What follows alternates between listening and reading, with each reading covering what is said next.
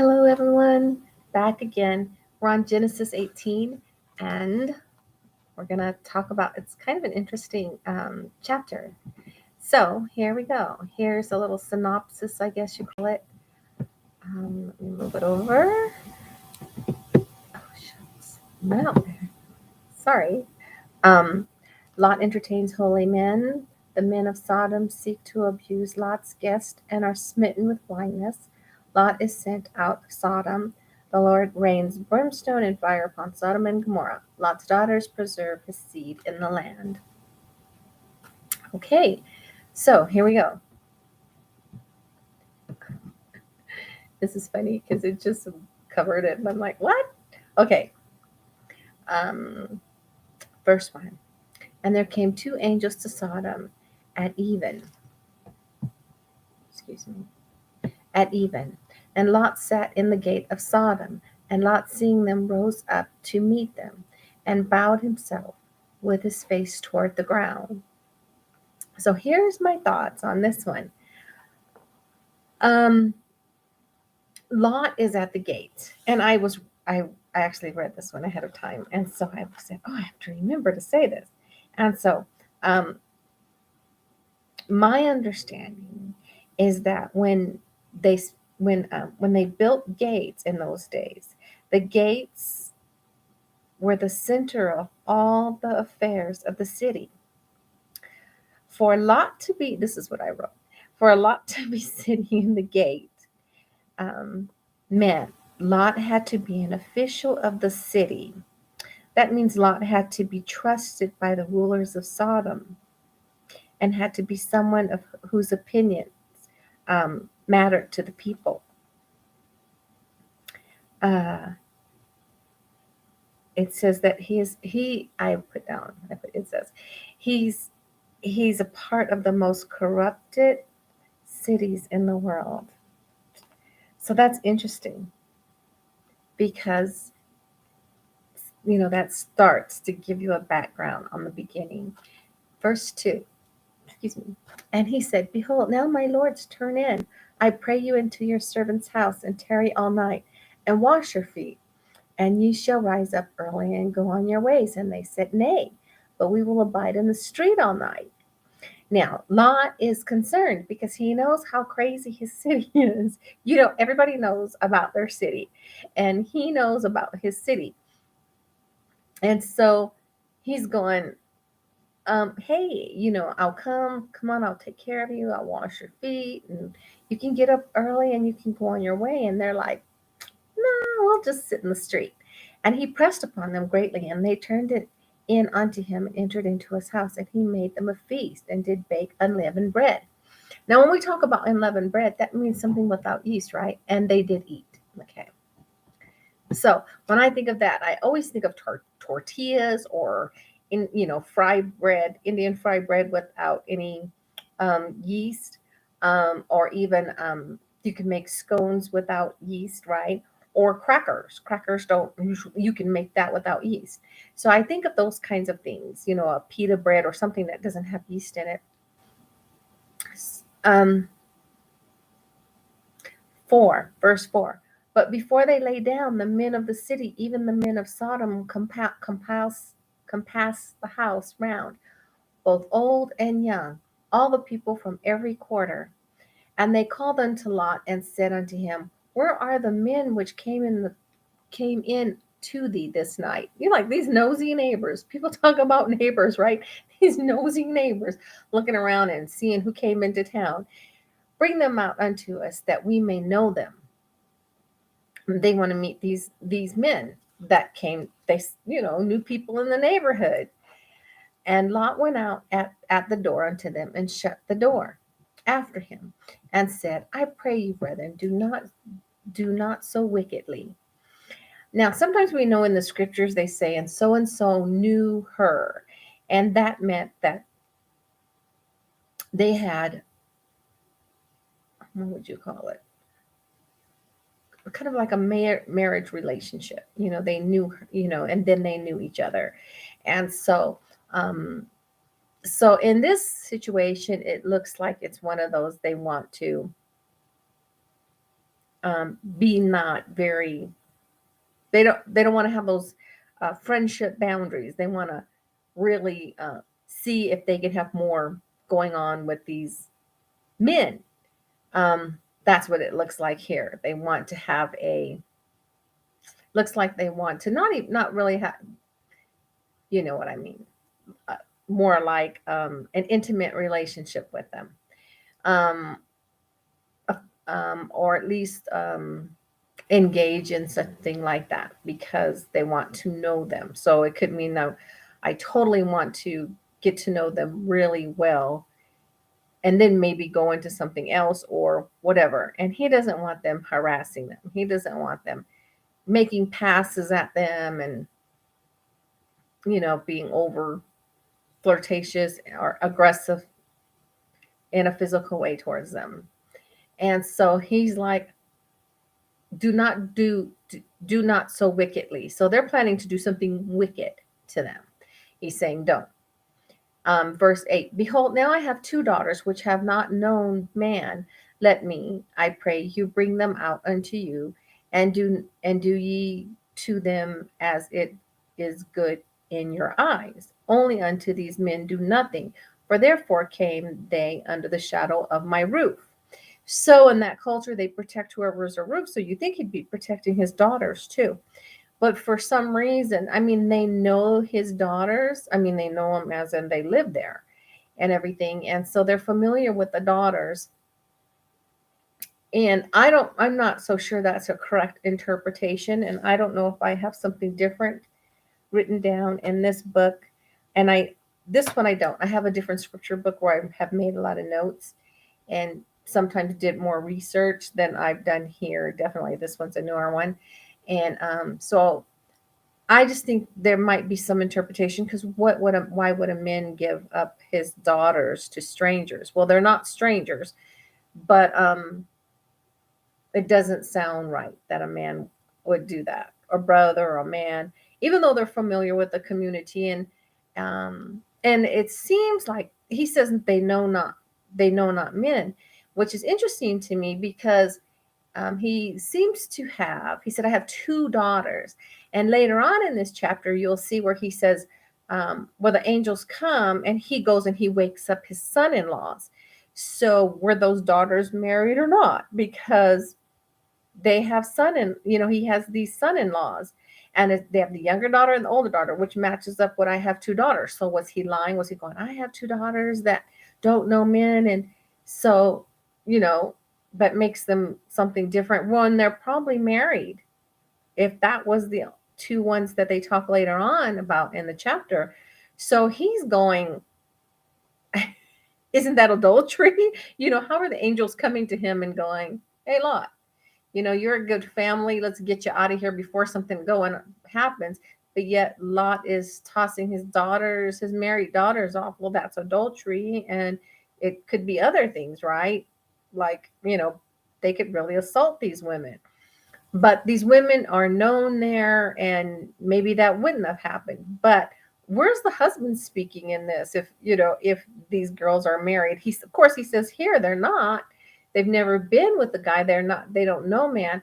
But yet later on in this chapter, so I'm asking you, because you might have some comments. Did he have four daughters? Does he have four daughters that, two are married and maybe two are not? Or was this just him trying to get them to lay off and spare the men? Or he's just talking, what's going on here? Because Lot doesn't seem to quite be on the up and up, obviously. He's really, as we see in the first verse, he's really into this community, right? He's even in positions of trust and opinion where they listen to his opinion. And he sits at the gate, right? So let's go on. 8, verse 8. Behold now. Oh yeah, we did that one. Okay.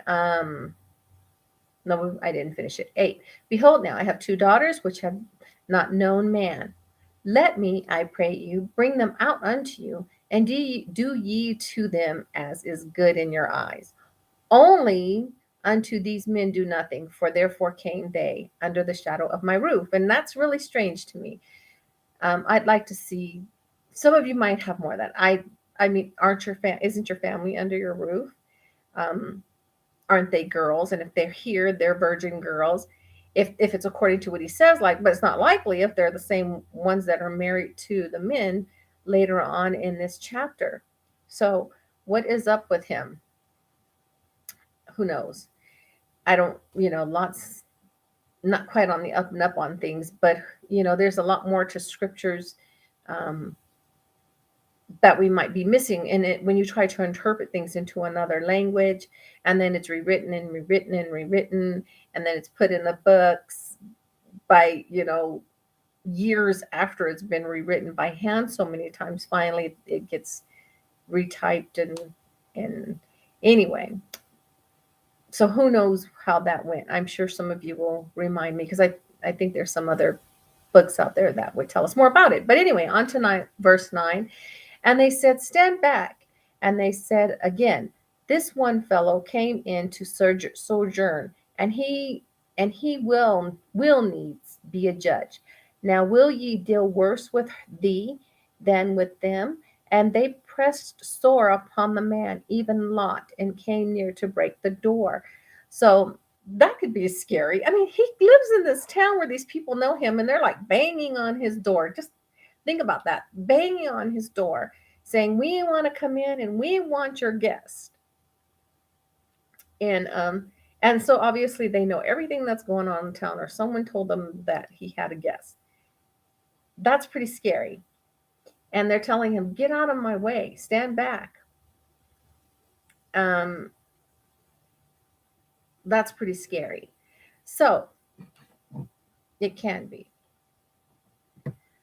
But the men put forth their hand and pulled Lot into the house to them and shut the door.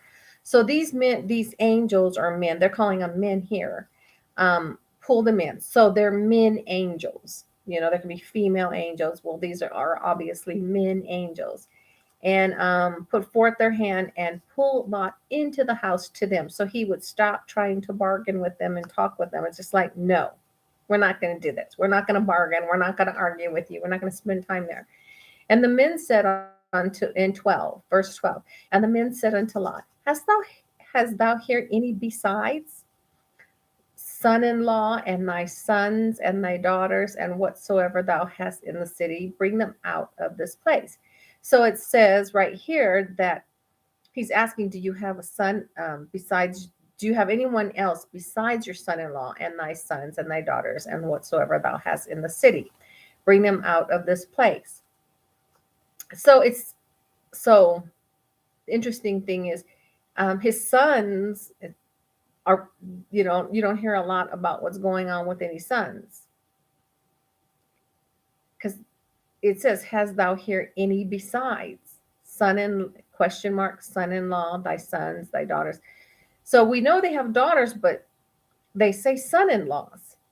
So that means that somebody's married, right? So I wonder why he was tossing them out. And if he's a good enough man for the angels to come take him away from this city to protect them because they're good, then how good could Lot be when he's denying that his daughters are married and wanting to throw them outside to these men that could trample on them and just rip them to shore, people. So you go, what's going on with Lot? And if that's good enough for the angel still, because obviously he didn't do it. So there's one thing to say you're going to do something and a whole nother thing to actually do it. And so, of course, he hasn't done anything like that.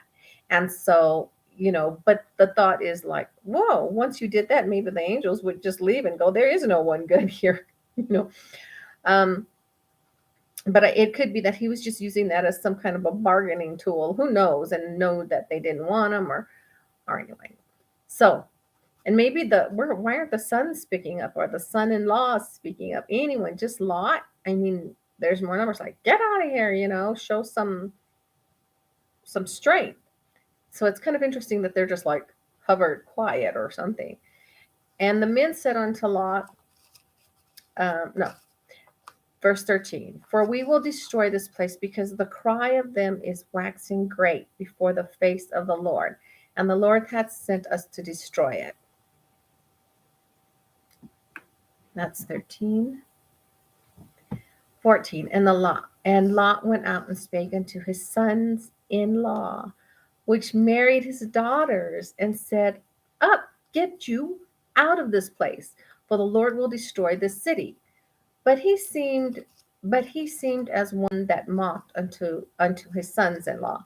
So they just mock him. They're just like, he's just joking. He's not being serious. They just kind of mock him. He's not serious. But you think about this. Okay, last night, according to this, right? Well, no, not last night. Right now, what's happening is these guys are just sleeping through this. These people are banging on their door saying, Give me these guys. And it says right here that um, and Lot went out and spake unto his sons in law, which married his daughters, and said, Up, get you out of this place, for the Lord will destroy this city. But he seemed as one that mocked unto his sons in law. So it kind of seems like he's joking. But can't they hear what's going on? You would think that their wives have run to them and go, Hey, we gotta pack, we gotta scram. This is pretty bad. We gotta get out of here. And we got two men here that are saying we gotta get out of here because God's gonna destroy this place. I mean, it's just all so crazy. These guys are, you know, just kind of not really paying attention. They're obviously, maybe they're drunk. Maybe they're drunk themselves and they're just like, oh, whatever. Or there's always rowdiness going outside the door. And so this is just another time, and they're just kind of like immune to it. Like sometimes when you live in certain places, certain noises outside your home, you're just kind of used to it and you're immune to it. Um, so we'll go on. And so the Lord sent these angels to destroy it. And in verse 14, and Lot went out and spake unto his sons. So we did that one of this place of the Lord will destroy this city, a whole city. So it's, how big of a city. So some cities are very small, some are big, but this was a huge city. So he's going to destroy, the angels are going to destroy it. And verse 15, and when the morning arose, then the angels hastened Lot, saying, Arise, take thy wife and thy two daughters, which are here, lest thou be consumed in the iniquity of the city. Now, here we go again. I look at 15, if you're in um, Genesis 19:15, maybe you want to make note. I write in my scriptures, and maybe you will remember, but I mean, look at this. And when the morning arose, then the angels hastened Lot. So obviously, the angels talked to Lot last night, and he's going, Hey, we got to get out of here. And people are like banging on their doors and doing all this stuff like that. So I guess maybe it kind of calmed down. Those people did. Um, but the angels go, Hey, we got to get out of here. And what is Lot thinking? Everybody's just like, calm. Lot's just told his son-in-laws, we got to go. Right? He's like, Hey, make haste. And then he goes to sleep and waits till next morning. Is that what happened? Like, you know, it says, and when the morning arose. So did Lot stay up all night? He would be really tired if he did. But it says, arise, take thy wife. So he was asleep. So Lot goes to sleep after all that, which kind of tells you how used to that kind of behavior they have become, because he doesn't think anything of it. I mean, if someone was banging on your door and saying, let's go, you got to get out of here, if the city's going to be destroyed, you just go to sleep, and then they have to come back for you in the morning, or would you be packed and ready to go? So it's very strange, isn't it? And then they say, take thy wife and thy two daughters. Now if you have a wife, usually wives are the one like, I'm packing. They're packing, grabbing some food, putting together. They got them suitcases ready to go, and they're ready to zip. But he has to go get the wife. And you don't hear anything about what she did. And there's no doubt a lot more to these scriptures than what we have here. Because obviously, what's Lot's wife doing? What are the son-in-laws doing besides just, oh, okay, whatever. It seems like there would be a lot more. So, it says again, Arise, take thy wife and thy two daughters, which are here, lest thou be consumed in the iniquity of the city. Think about that. You think the daughters would be like, oh, we got to get out of here too, but they're not worried. You don't even hear them sound like they're fussing about when their dad said, I'm going to throw you guys outside to them. And maybe they feel like they're tough enough to deal with them and they know these people, and so they don't feel a threat. And who knows, maybe these people banged on their door before, over something, or they've seen them do it to other people. Who knows? But anyway, it's very strange that they're so calm, and this is happening. Okay, 16, verse 16. And while he lingered, so Lot is lingering in the worst city of the world. He's just lingering. What would kind of like, you're okay, it's time to move, and you just lingering, like you're not like, yes, I'm ready to move. I'm ready to get out of here. He's actually just lingering. And again, it's like he doesn't want to go. It's like he loves it there and he doesn't want to go. And the men lay hold upon his hand and upon the hand of his wife and upon the hand of his two daughters. And the Lord being merciful unto him, and they brought him forth and set him without the city. So the Lord's being very merciful to him because he's acting up. They're like, how many times have they told him? That was 3 times, right? The one in the evening, then they woke him in the morning, said, let's get out of here, let's go. And then in 16, verse 16, you see he's lingering, and the men lay hold upon him. Now, there's another interesting thing about here, and I believe it's in 15. Wasn't it in 15? When they say, in the morning they arose and they hastened to Lot, saying, arise, take thy wife and thy two daughters. Now, what happened to the son-in-laws and the sons? What happened to them? They're like, did they just leave the house and say, I'm a part of this? Or did they say, who knows what happened to them? Did they go outside and calm everyone down and say, look, we're not leaving, we're staying here? And, maybe they just ran off into the city and decided they're not going. But we see here that the angels are going, grab your two daughters and your wife. We don't hear them say, and your sons and your son-in-laws, which is very interesting. And so there could have been a lot of conversation that night about who wanted to leave and who didn't want to leave, and what they believed and what they didn't believe. And anyway, so that's very interesting.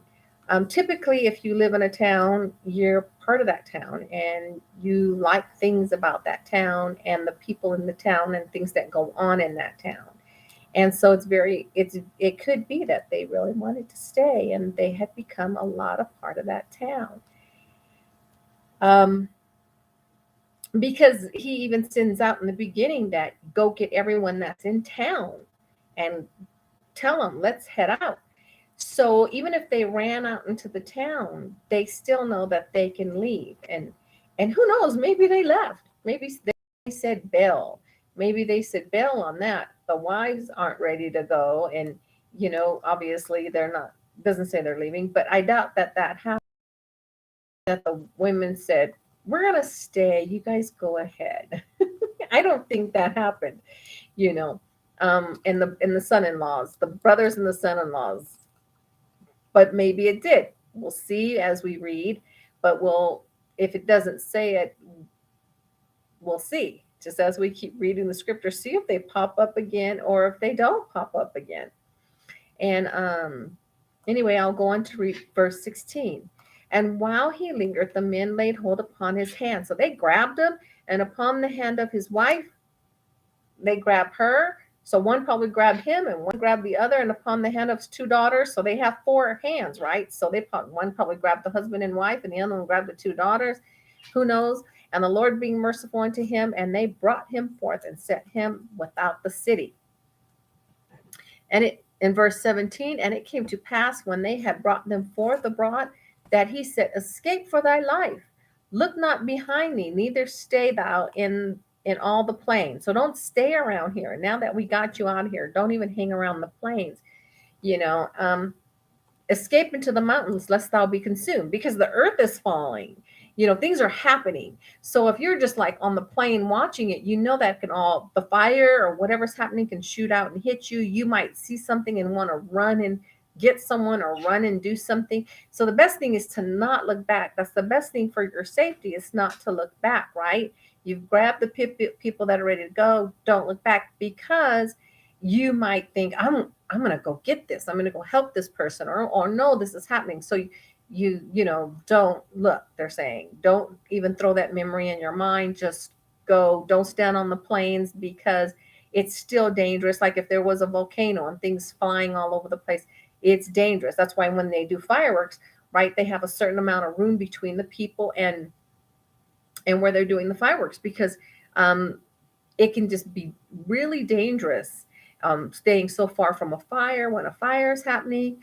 You just want to keep that distance. And so they're saying, escape for thy life, keep going, and don't look back. When you're running track, if you look back, you just slow down, right? So, and it says, don't even stay on the plane, escape to the mountains, lest thou be consumed. So they're trying to say, get out of here, just like if there was a flood or something, you're trying to get out, you're trying to get away. So it's just saying, go. And verse 18, Lot said unto them, not so, my Lord. So they call a lot of people Lord, right? But this Lord is capital L, and lower cases is the rest. Verse 19, behold, now thy servant hath found grace in thy sight, and thou hast magnified thy mercy, which thou hast shewed up unto me in saving my life. And I cannot escape to the mountains, lest some evil take me and I die. So he's afraid to go up in the mountains for some reason. And he says maybe something bad will happen to him, and who knows? I don't know what kind of wild animals they have there. And maybe he's afraid some strangers live there that he's not familiar with, or robbers, or just people that might feel like, no, we're here in this mountain, not you. But perhaps, so or it could be just an excuse, and he doesn't want to go up to the mountains because it's not as comfy as a city. And in verse 20, he says, behold, now this city is near to flee unto, and it is a little one. Oh, let me escape thither. Is it not a little one? And my soul shall live. And it's interesting because he's going, oh, that's a little town, let me go there, as if the only reason they're destroying Sodom is because it's big. It's like, are you getting this? But it's just interesting that he says, oh, but it's a little one. So isn't it little? As if that's the whole reason. That one, isn't it little? Oh, look at it. Isn't it little? It's got to be good. It's got to be safe, And it's just kind of interesting that he does that. In verse 21, and he said unto him, see, I have accepted thee concerning this thing also, that I will not overthrow this city for the which thou hast spoken. So, and he said unto him, so apparently it looks like to me they're saying, and he said unto him, see, I have accepted thee concerning this thing also, that I will not overthrow this city for the which thou. So this city that he wants to go to sounds like it might be a bad city too. But there's a lot more good people in that small city than there was in that big city. There was none. The best of the people were probably Lot and his family, right? That was the best of the people.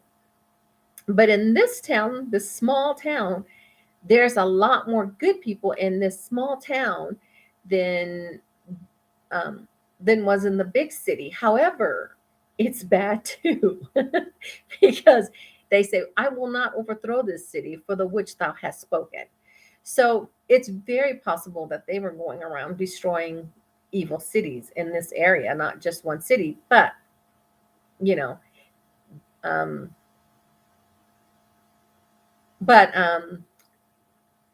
there might be some people in that city that Lot is familiar with, right? So he's going, oh, I know about it. Let's go over here to this it's just a little city. It's got to be safe. It's just a little city. How about I go over there? And so I'll keep reading. Let's keep reading the scriptures. Let's keep going. 22. Haste thee, escape thither, for I cannot do anything till thou be come thither. Therefore the name of the city was called Zor. And 23, the sun was risen upon the earth when Lot entered into Zor. So a lot of time has gone by, right? A lot of time has gone by because now they left in the morning, remember? And now it's becoming evening. The sun, um, Zor, the sun was risen upon the earth when Lot entered into the city. So the whole day went by, and this is the next morning, right? That's my guess. The sun was risen upon the earth when Lot entered into the city. What do you think? I don't know. They left in the morning, early in the morning. So maybe it is still the same day. That would be a better guess. That it's actually the same day because it could just mean that it's becoming afternoon or something like that because the sun was risen upon the earth when Lot entered into the city. Then the Lord rained upon Sodom and Gomorrah. So that would be my guess. Yeah, they've been taken off and now it's the full day. And so it's the same day. And so the sun has risen on it. It's not morning anymore. It could be morning, but it's not early morning, like let's say where it's still dark in the morning. Because morning can be dark, right? 5 is still dark usually. 4 is really dark. 5, sometimes 6 is too, and 7. So anyway, so the sun has risen, so it's not dark anymore. Verse 24, then the Lord rained upon Sodom and upon Gomorrah brimstone and fire from the Lord out of heaven. Sounds like a volcano almost went up on them, doesn't it? And you can just see when they say brimstone and fire, you can just see the bricks falling and everything falling down to the ground. But it almost sounds that the ground could be exploding, like maybe there was a volcano in there or something, because we know that the Lord uses the earth's natural things to create what He wants to create, and so it's very possible that that happened. And they didn't really have electricity, so a lot of people did have campfires and various things like that going on as their night lights and stuff. And so as the ground starts to shake and those things fall, we can see things just catching on fire and it taking off along with their lighter fluid because they had fluids, the stuff they threw on it to really get it going too sometimes. So 25, verse 25, and he overthrew those cities and it says, because it says cities, it doesn't just say city, so cities, and he overthrew through those cities. So, and all the plain and all the inhabitants of the cities and that which grew upon the ground. So think about this. What if Sodom was like, it's the biggest city? You know how I'm not going to mention any cities, but there's some really big cities that have little towns in them. But when you would say you go there, you would still call it that city. So people give you the name of that city to give you location, even though they're not in there, they could be in that county. So they're still a part of it, but they're not, it's a part of that county or whatever. And so because it also says that they're taking out other cities too. And so that's another reason why he said, hey, don't even stand on the plain and all the inhabitants of these cities. And, because they're all going. But his wife, Lot's wife, looked back from behind him and she became a pillar of salt. 27, and Abraham got up early in the morning to the place where he stood before the Lord. So now they've gone over to Abraham and what Abraham's doing. But a big thing is what people will say, what happened with Lot's wife and how does that mean today? And it could mean today, don't look back. Once you start to change and you are fleeing evil, don't look back and go, I need to go visit them and see how they're doing. Don't look back. Don't go back to your old habits. Don't say, well, let me see, I can do it this one time and I'm okay. Once you get out of an addiction or something like that, that's really what it could mean. And just don't look back. If you make your plan is to make new friends, move forward. If you feel like you've sinned a lot and you've been forgiven or you're working on being forgiven, don't look back. Don't look back. And if you are forgiven, in a prayer, Lord has said you're forgiven. Don't look back. Don't keep pondering and mulling over those awful things. If you're not going back to them, it's done. It's done. So don't keep mulling over them, and don't beat yourself over them. Everybody has something that they've done. Everybody has things they don't want people to know because they're so embarrassed about. Sometimes it's just a little thing. Sometimes it's stupid, just something stupid and embarrassment. But it could be big. And so just let it go and thank the Almighty that you are past that.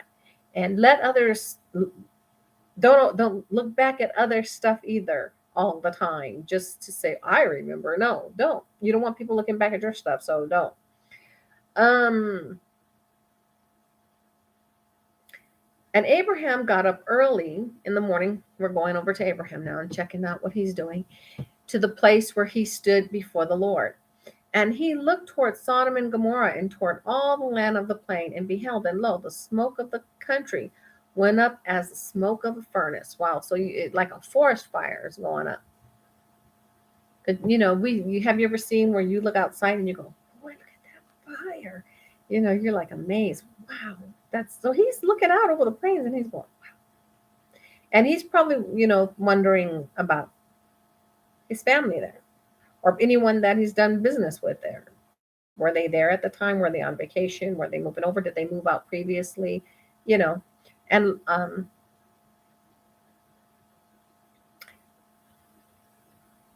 verse 29, and it came to pass when God destroyed the cities of the plain that God remembered Abraham and sent Lot out of the midst of the overthrow, when he overthrew the cities in which Lot dwelt. So see, there's a lot of cities there.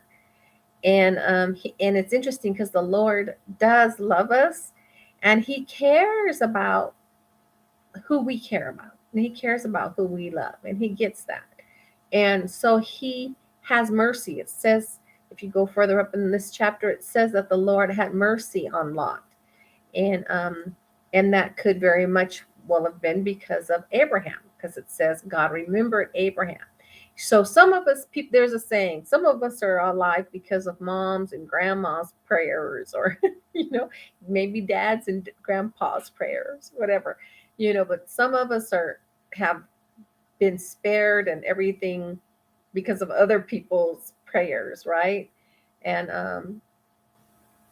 30, verse 30, and Lot went up out of Zor and dwelt in the mountain, and his two daughters with him, for he feared to dwell in Zor. And he dwelt in a cave, and he and his two daughters. So here's Lot. This is I read. Here's Lot. This longer. This video is a little longer than I wanted it to be, but this is a really interesting chapter. And so Lot, he's afraid to be in Zor. He goes up out of Zor. So you think, what in the world is going on in Zor? Maybe he's afraid that the angels are going to destroy Zor too, because obviously it's pretty wicked. I mean, he could see Zor from where he came from, and the other cities were destroyed. So you can see he felt comfortable, right? Because all these cities are intertwined and they do business and there's people there. But Lot's scared now, and he doesn't. He's even scared. He saw the fire go up, probably. You can't. I mean, when they were leaving, they said, "Don't look back." But once you're in a place, I'm looking outside, and I can't help but you have this peripheral um, um, eyesight.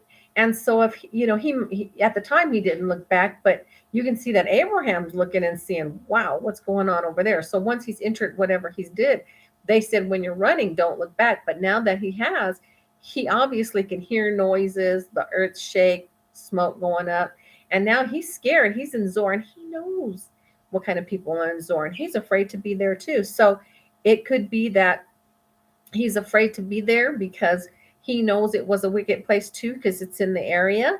And it could be that the people of Zor, well, they don't say that, so we're not going to speculate that. But so you wonder what's going up. And so he says, let's go up to the mountains. We don't know if it's because they're worse, they're evil. He ran into some evil people, or he's not from that area, so they're like, get out of here.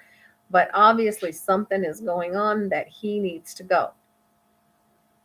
he wants to go. He desires to go. And he says, feared to dwell in Zoar, and he dwelt in a cave, and he and his two daughters. So now you have Lot, and he doesn't have any other family, just his two daughters. Now you can just think, you would think he would be crying. So as they're running and leaving the place, you can just see, maybe you would think with normal, non-hardened people, that they're crying because their mom is gone. Those girls had husbands. He has no son-in-laws or sons with him now to where in his home he had all of that according to the scriptures, right? His daughters had husbands, and maybe it was just it says that he went and got them, so maybe they were betrothed, maybe they were only betrothed husbands, and maybe that's why he could say they haven't been with a man, because they just were betrothed. And maybe that's why, he went to them again and said, hey, when the two daughters were with Lot, excuse me, then he went and got, well, the sons, he went to them and said, hey, you guys got to go. And maybe they did go. Maybe they went without him.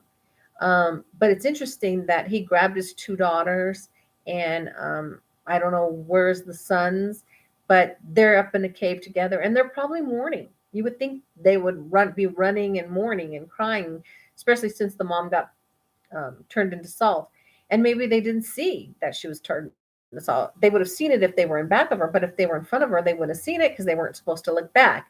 So if they were in back of her, they would have seen it, and that would have been scary. And if they weren't in back of her, they wouldn't have known probably till they got to their spot, till they got to Zor. Where's mom at? Where's our betrothed husbands or son-in-law, your son-in-laws? Where's our brothers? So they might not even known. And for all anyway, they might not even known it happened until they got there, and then just were in mourning. There's a lot going on there. And if they were hardened, they weren't mourning, right? They were just, but who knows? They were probably, my guess is mourning, I'm just going to say.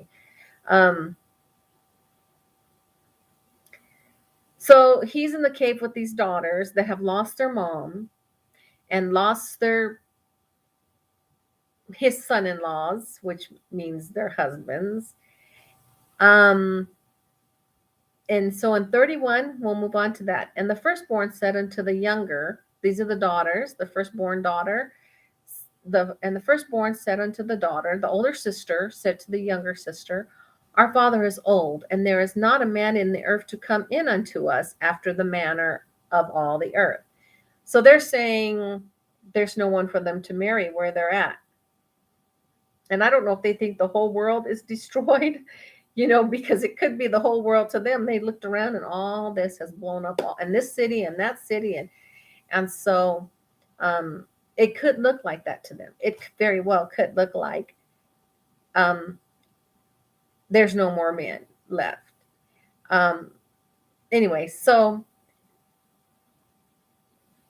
let me go on because it'll be easier for me to keep up.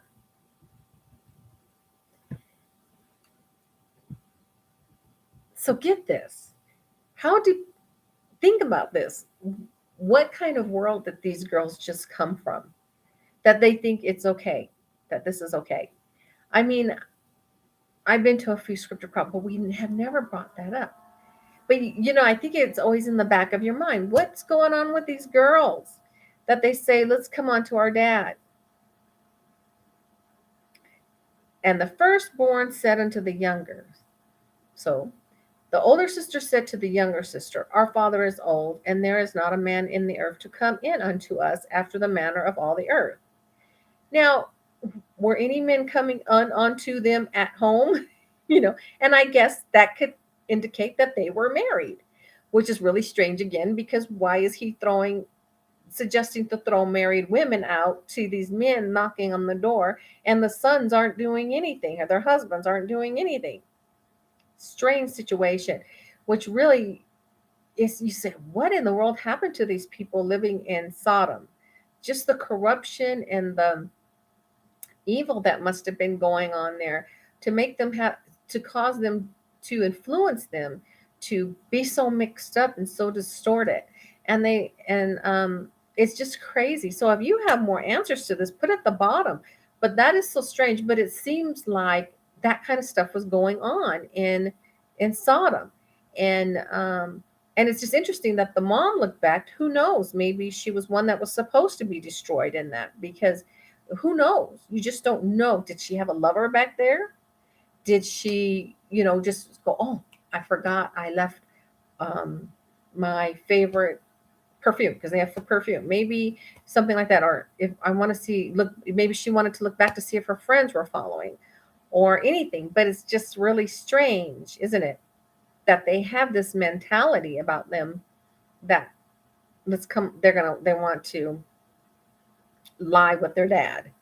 Um, so it says in 31, verse 31, and the firstborn said unto the younger, our father is old. There is not a man in the earth to come in unto us after the manner of all the earth. So it's weird that they would say their father is old and there is not a man. So it's almost like they're saying, if their father was young, this would be okay? But it's not, because he's old. Or, I mean, where does that come into? Our father is old. And maybe they thought, well, I mean, it's just weird. It's just, that's a strange thing. Come, let us make our father drink wine, and we will lie with him, that we may preserve seed of our father. That is weird, because if he's not too old to create seed with them, he's not too old to get another wife and create seed with her. And they're not if and they're not obviously too old either. And for some reason they didn't get pregnant with their husbands. So this is an interesting thing, because were they virgins or not virgins? Were they married or not married? What in the world, that they're so casual about this? So it doesn't seem like they would be virgins, because they're so casual. Let's just go lie with our father. Like, what are they used to, how they live? I mean, it's weird. And you can't, did Sodom have that much of an influence on them? Let's drink wine with our father. Now, I realize people drink together with their family, but they're talking about getting him drunk just to do this. So they obviously know he wouldn't go along with it in his right mind. But it's weird that he drank that much just to knock himself out. But you can see that he is in mourning. He's just lost his home. He obviously wanted to stay there, because they really had to get him out of there. It seems like. And he could very well be mourning, and so he's going to drink himself till he about knocks out. And he's probably thinking he's going to drink until he knocks out. But before that happens, they get with their dad, which is just crazy. It is just so crazy, that they would do that. It's like, wow, that city really did get to them. And maybe that's why it would have been fine with them to go out the door, because they were one of them.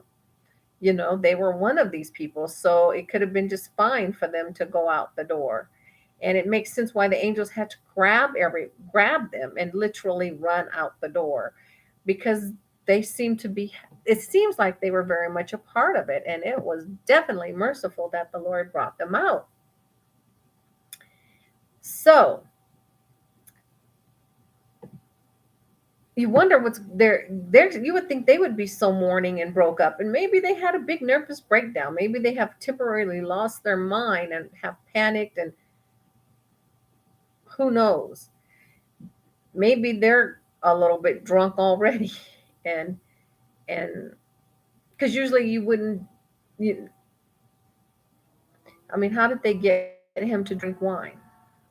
And so did they have, it's just crazy. It's just crazy. Anyway, verse 33, and they made their father drink wine that night. And the firstborn went in and lay with her father, and he perceived not when she lay down, nor when she arose. So that's really strange, I think, that you wouldn't know, and you did that. You wouldn't know, and you're the one that has to do all this stuff to make things happen, and you don't know. So it's really strange. And maybe he's forgotten that his wife has died because it's so recent, and he's drunk. So he doesn't, he's just kind of out of it. And maybe that happened a lot between the two of them. And so he's just out of it. And 34, and it came to pass on the morrow that the firstborn said unto the younger, Behold, I lay yesterday night with my father. Let us make him drink wine this night also, and go thou in and lie with him, that we may preserve our father. And 35, and they made their father drink wine that night also. And the younger arose and lay with him, and he perceived not when she lay down, nor when she arose. 36, thus were both the daughters of Lot with child by their father. And 37, and the firstborn bare a son, and called his name Moab. And the same is the father of the Moabites unto this day. And 38, the younger, she also bare a son, and called his name Benami. Ben, Benami, the son, the same is the father of the children of Ammon unto this day. So that's really interesting. It's very strange. If you have any more to add to this, please do. What did I think of in that I may have missed? Nothing. I don't think. Let's see. Actually, I did have some more in here. Um, Maybe I didn't. Maybe I covered it all. Anyway, that is a very interesting chapter. If you have any comments, please comment and fill those things in. Um, anyway, thanks for being here and sharing. If you have any opinions, it's just fun to go over the Old Testament. See you in Genesis 20. See you later. Thanks for being here.